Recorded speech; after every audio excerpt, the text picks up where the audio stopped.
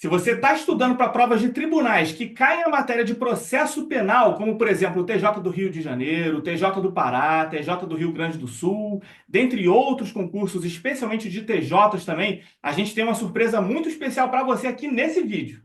Pessoal, a gente convidou novamente o nosso parceiro, o professor Leonardo Garcia. Tá, o cara é fera demais. Pessoal que já assistiu as aulas com ele pode confirmar o que a gente está falando.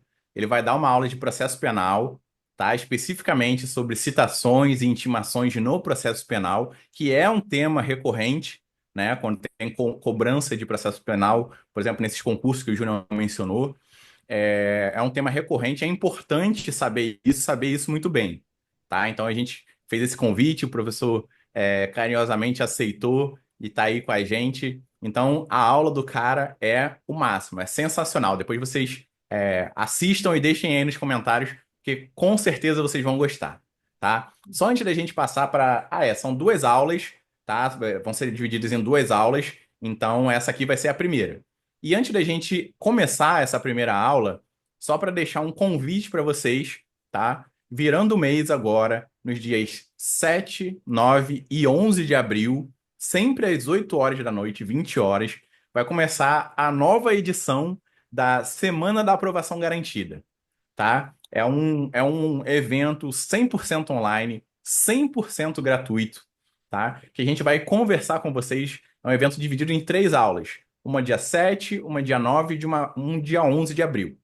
Então a gente vai conversar com vocês, a gente vai dividir em vários temas, vários tópicos. A gente vai conversar sobre os maiores erros que levam os concurseiros a ficar presos naquele ciclo de reprovações. A gente vai conversar sobre montar seu plano de estudo, sobre aproveitamento do tempo, tá? E na última aula a gente conversa ali sobre as maiores dúvidas que surgirem ao longo das outras duas. Então tem essa troca, tem essa interação, tá? Então a gente vai estar sempre em contato com vocês. Dias 7, 9 e 11 de abril, sempre às 20 horas.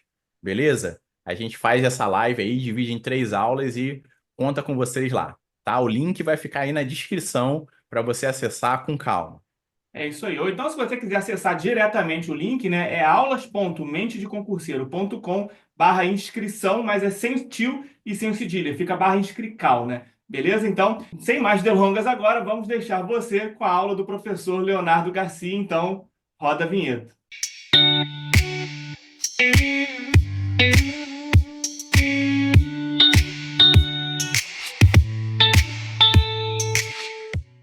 Olá, pessoal, tudo bem com vocês? Estamos mais uma vez aqui no canal Mente de Concurseiro. Eu estava sumido, né? Mas agora retornei, estou aqui. É sempre um prazer, uma honra estar aqui no Mente de Concurseiro, esse canal que tanto ajuda aí os concurseiros, né, a conseguir a tão sonhada aprovação. E para mim é sempre uma honra, sempre um prazer estar aqui com vocês. E vamos lá. Hoje a nossa aula ela vai ser sobre citações e intimações no processo penal. Eu vou trazer aqui para vocês os aspectos mais importantes, aquilo que mais cai nas provas aí de concursos. E eu tenho certeza que vai ser um bate-papo muito legal. Eu tentei trazer aqui da forma mais didática possível e sendo direto ao ponto, analisando a lei, aquilo que cai mesmo em prova, tá? Bom, essa nossa aula, como eu disse, será de citação e intimação. Então, nós vamos fazer em duas aulas. Nós vamos dividir aqui em duas aulas. Essa primeira aula será sobre citações e em uma segunda aula, que será em outro vídeo, nós vamos falar das intimações, tá certo? Então vamos lá. Eu já vou compartilhar aqui a tela com vocês do material que eu preparei para nos auxiliar nesta jornada aqui. Pessoal, vamos lá. Vamos falar então de citação no processo penal. A citação, ela está prevista lá nos artigos 351 a 369 do Código de Processo Penal. Bom, primeira coisa, o que nós vamos ver? O que é uma citação? Né? Quando a gente fala no aspecto processual penal. A citação, ela é uma comunicação oficial ao acusado para que ele possa se defender. É o ato que dá início à relação processual com o réu. Bom, vamos fazer aqui uma espécie de linha do tempo para a gente se situar no que é e qual o momento que nós temos a citação. Nós sabemos que no processo penal nós temos um mecanismo de investigação que é o inquérito policial. É ali um ato administrativo, ele é chamado administrativo porque são atos ali realizados sob a presidência do delegado de polícia antes do processo. Então, quando nós estamos falando de inquérito policial, nós estamos falando de atos pré-processuais. O que isso vem a ser? Atos pré-processuais são aqueles atos que não são processuais. Ou seja, estamos falando de inquérito, estamos falando de atos não processuais. Trocando em miúdos, o inquérito policial, ele não é um processo ainda. Futuramente, ele irá virar um processo, desde que esteja presente ali indícios suficientes de autoria e materialidade.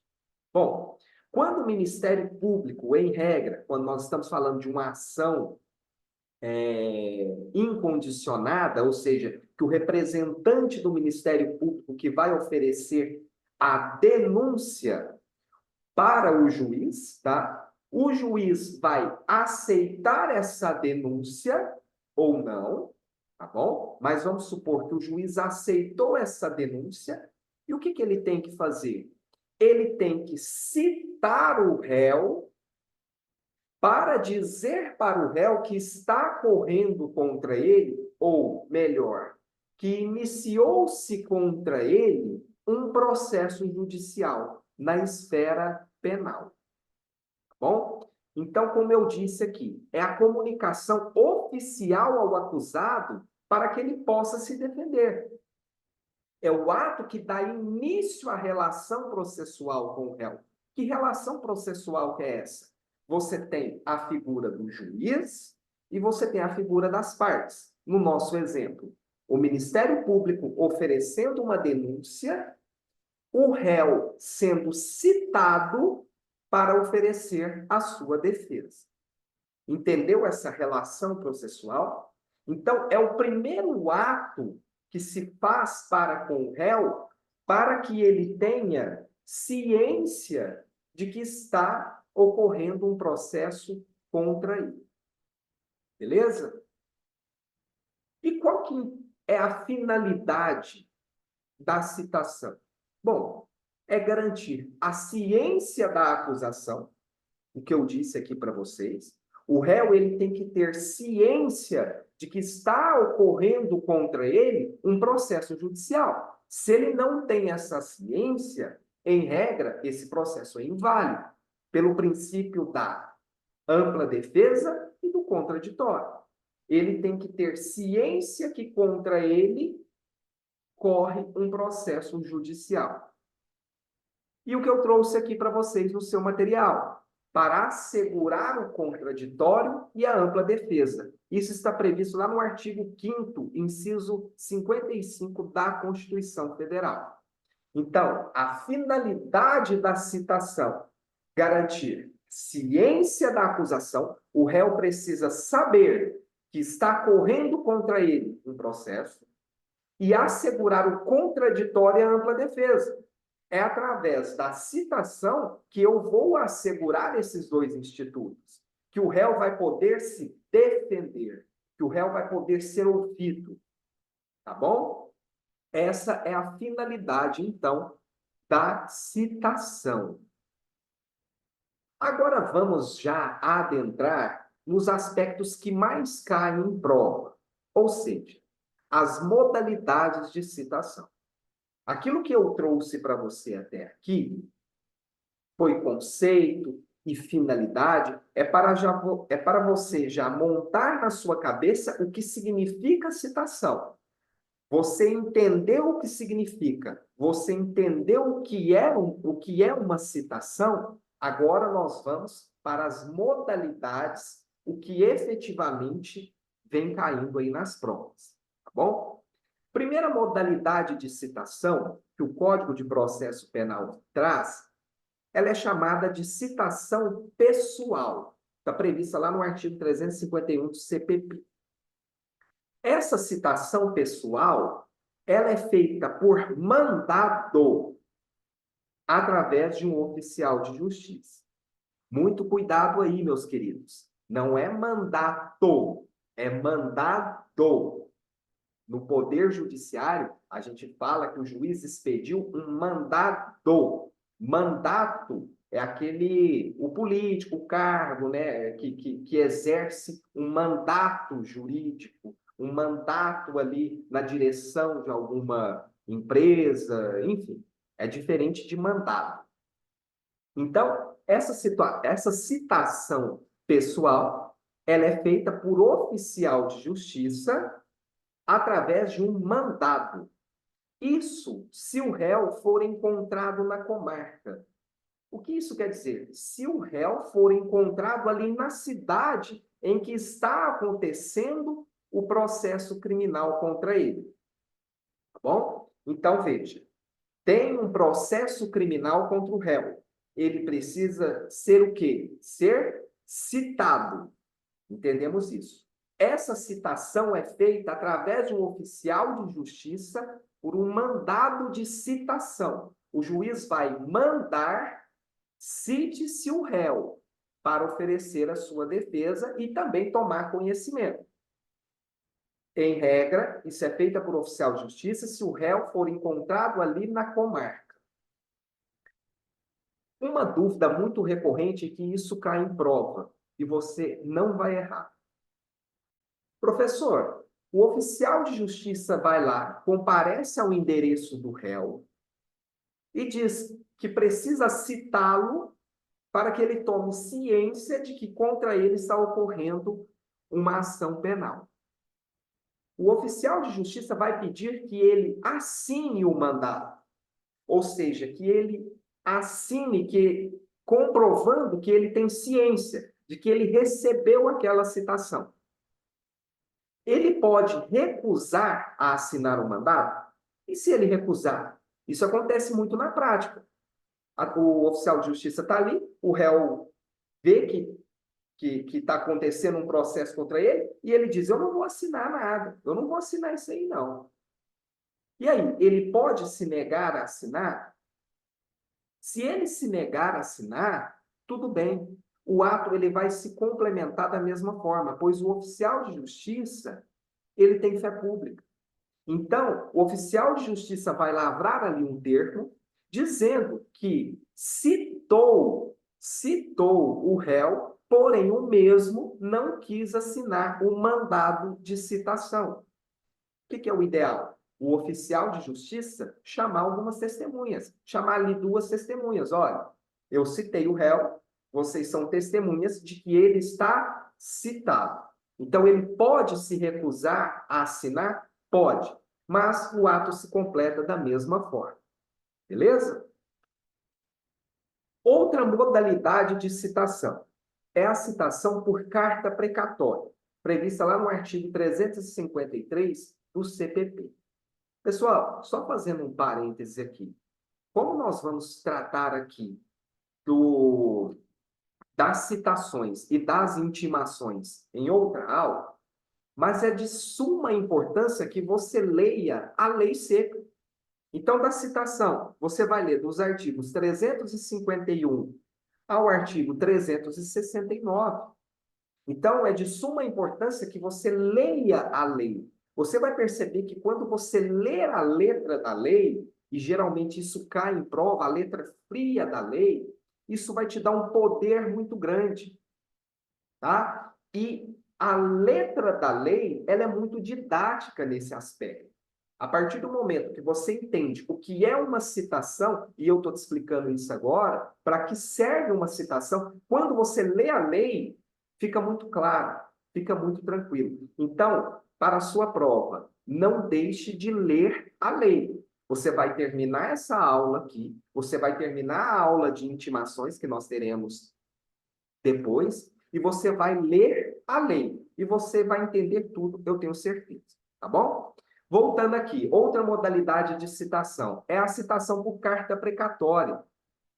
Ou seja, é quando o réu ele não reside, ele não está presente, né, naquela comarca em que está ocorrendo o processo. Então, o que será feito? Essa citação será feita através de carta precatória. O réu, ele reside em comarca diferente. E o réu, ele vai ser ouvido pelo juízo deprecado. Ou seja, o juízo deprecante, que é aquele que vai expedir a carta precatória, aonde está ocorrendo o processo, ele vai expedir essa carta precatória para um juiz deprecado. Ou seja, um juiz de outra comarca, de outra cidade, dizendo: senhor juiz, claro que eu estou colocando aqui em termos coloquiais, senhor juiz, eu, juiz desta comarca aqui, eu preciso citar o réu que reside aí na sua comarca. Por favor, por gentileza, né? Cite esse réu aí para mim, que aí faz parte da sua competência. Bom, então essa é a citação por carta precatória. O que você tem que saber? O réu, ele reside em comarca diferente. Recapitulando, réu reside na mesma comarca em que está ocorrendo a ação contra ele. Citação através de oficial de justiça. Comarca diferente, citação por carta precatória. Tranquilo? Vamos seguir. E a citação por carta rogatória? Está lá no artigo 386 do CPP.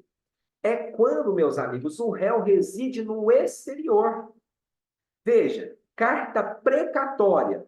O réu reside aqui no Brasil, só que em outra cidade do que está ocorrendo a ação contra ele. Já na carta rogatória, o réu reside no exterior. E essa citação por carta rogatória será feita através de cooperação internacional. O que você precisa saber é isso. É claro, você vai ler o artigo 368 do CPP. Beleza? Outra modalidade de citação. A citação por edital, lá no artigo 361 do CPP. Meus amigos, a citação por edital é um dos temas dentro de citação que mais cai em concurso público. Por quê? A citação por edital é quando o réu não é encontrado. Veja, o juiz, ele precisa expedir um mandado de citação para o réu tomar ciência que está ocorrendo contra ele uma ação penal e para ele promover a sua defesa para garantir o contraditório. Perfeito. Se o réu não for citado, o processo penal ele é nulo. Porque o contraditório e a ampla defesa está garantido na Constituição Federal. Então, o réu, para que tenhamos um processo válido, ele tem que ser citado. Mas aí, o que pode acontecer? Ele não é encontrado. Isso acontece muito com réus foragidos, né? Ele não é encontrado. E aí? A justiça vai ficar de braços cruzados, esperando a boa vontade do réu para ele aparecer, para ele ser citado? Veja, na prática, esse réu não vai aparecer nunca, né? Mas, voltando, ele precisa ser citado. Então, quando ele não é encontrado, ele pode ser citado por edital. Quais são as consequências que essa citação por edital pode trazer a ele? Bom, ele será considerado réu e será nomeado para ele um defensor dativo. E o processo será suspenso, tanto o processo quanto a prescrição, conforme prevê o artigo 366 do CPP. Então, veja, o juiz precisa citar o réu. Ele não é encontrado. O que pode ser feito? Citação por edital. Cita-se o réu por edital, suspende o processo e suspende o curso da prescrição. E é nomeado para ele um defensor dativo. Mas veja bem, só vai ser nomeado para ele um defensor dativo se ele não apresentar a sua resposta à acusação ou sua defesa preliminar. Ou seja, se ele não apresentar a sua defesa. Porque pode ser que o réu, citado por edital, compareça ao processo. E a ideia é essa, é que ele seja citado por edital e compareça ao processo através de um defensor constituído. Se ele comparece ao processo através de um defensor constituído, ele considera-se citado, ou seja, a citação por edital deu certo. Agora, se ele não é encontrado, citação por edital, e ele não aparece no processo, ele não constitui um defensor, ou seja, ele não constitui um advogado, ele é considerado réu e o juiz nomeia para ele um defensor dativo. Suspende o processo e suspende a prescrição. Beleza? Então, isso é a citação por edital. Leia a lei seca sobre citação por edital. É muito importante. Outra modalidade de citação que é tão importante quanto a citação por edital, e eu digo isso em termos de provas de concurso, é a citação por hora certa. A citação por hora certa ela está prevista no artigo 362 do CPP. O que vem a ser essa citação por hora certa? O oficial de justiça, ele não tem que citar o réu quando nós estamos falando lá da citação pessoal, a primeira modalidade que nós vimos de citação. Expede-se um mandado de citação, o oficial de justiça vai lá e pretende citar o réu pessoalmente. Tranquilo? Beleza. Só que o oficial de justiça percebe que o réu ele está se ocultando para não ser citado. O réu está se escondendo. Ele está em casa, mas ele não abre a porta. Ele está em casa, mas ele manda dizer que não está.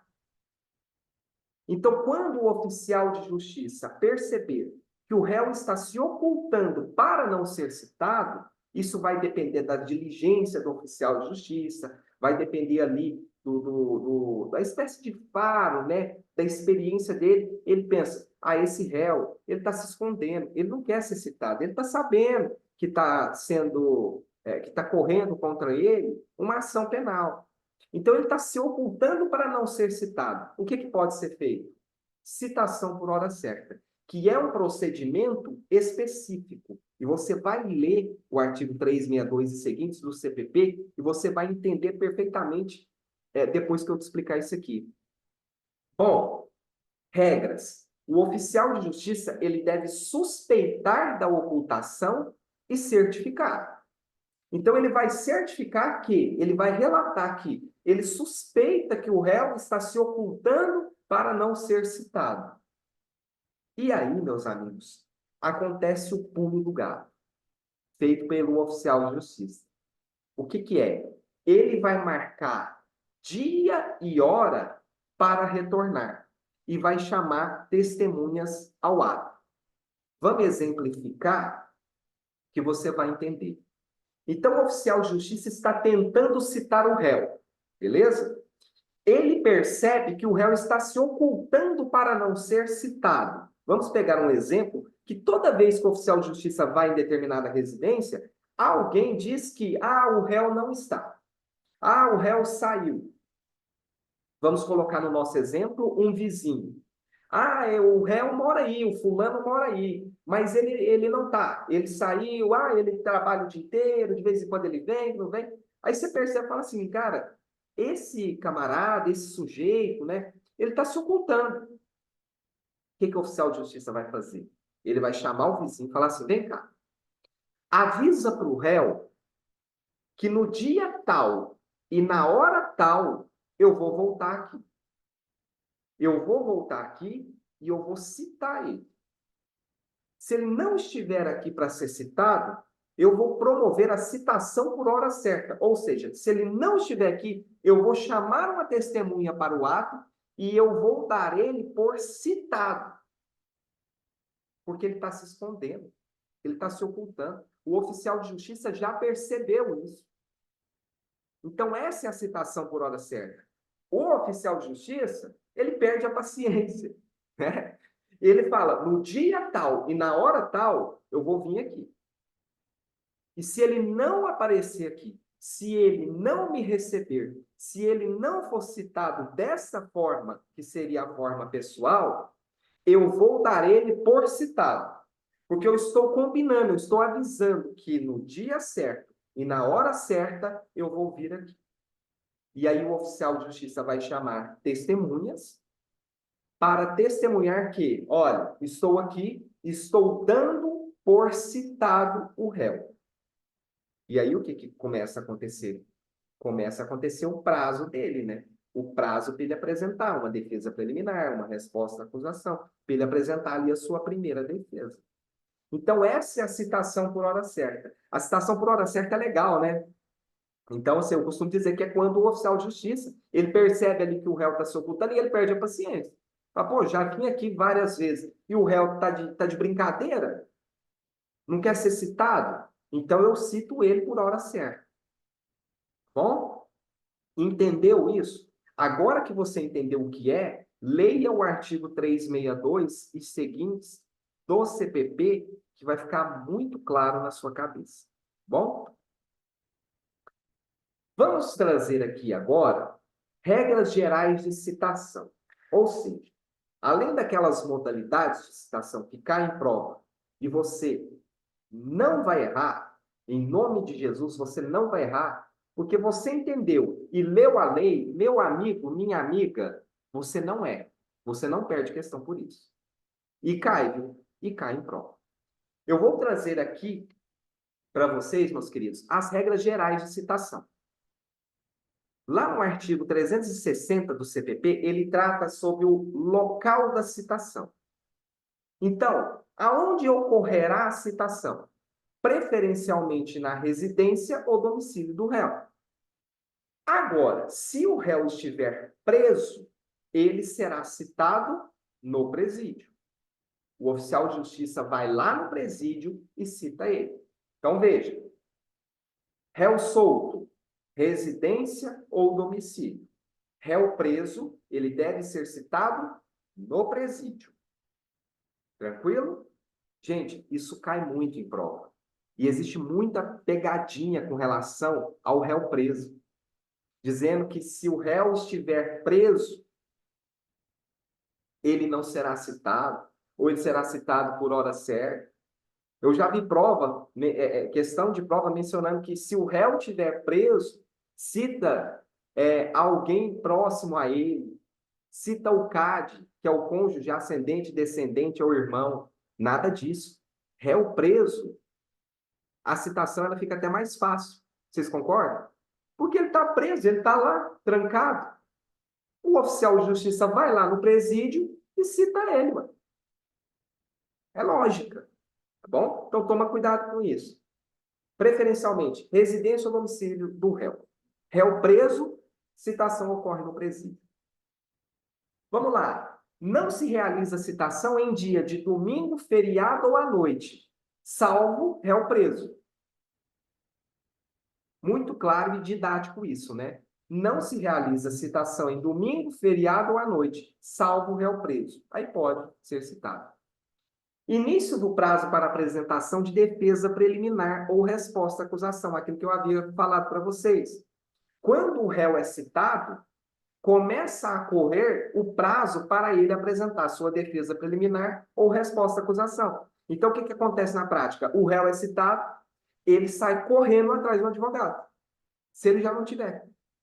O advogado vai ver ali, pega a citação, vê o que que está acontecendo, o processo contra ele, e vai promover ali a sua defesa preliminar e a sua resposta à acusação. Então, é através da citação, a citação válida, que o prazo para apresentação dessas defesas começa a correr. Tranquilo? Bom, galera, com relação à citação, é basicamente isso. Mais uma vez, eu sou repetitivo nisso, porque eu acredito muito na leitura da lei. Código de Processo Penal, você não vai para a prova sem você ler a lei. Então, olha aqui. Eu estou aqui, ó, com a minha lei aberta. Ó, eu estou aqui para dar essa aula para vocês. Só que eu utilizo isso aqui diariamente. O meu cotidiano é a lei. É ler a lei.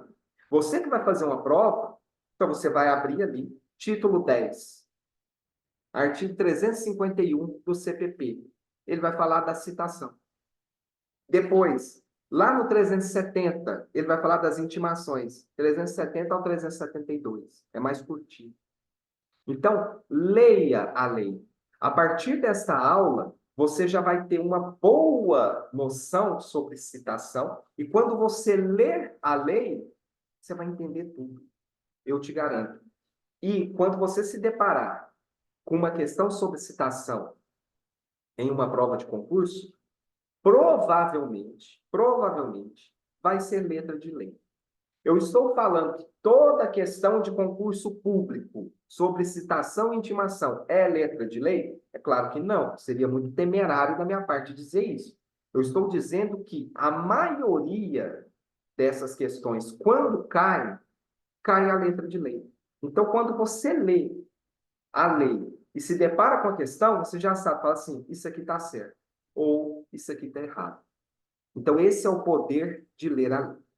Tá certo? Moçada, muito obrigado. É um prazer estar aqui com vocês de novo. É um prazer, mais uma vez eu digo aqui, estar aqui no Mente de Concurseiro, nesse canal maravilhoso. Contem comigo com o que vocês precisarem. Nós teremos uma aula sobre intimação. Na aula de intimação, eu vou diferenciar a citação da intimação. Então, não perca essa aula, tá bom? Muita gente confunde citação com intimação, e são dois institutos muito diferentes, e você nunca mais vai confundir. Beleza?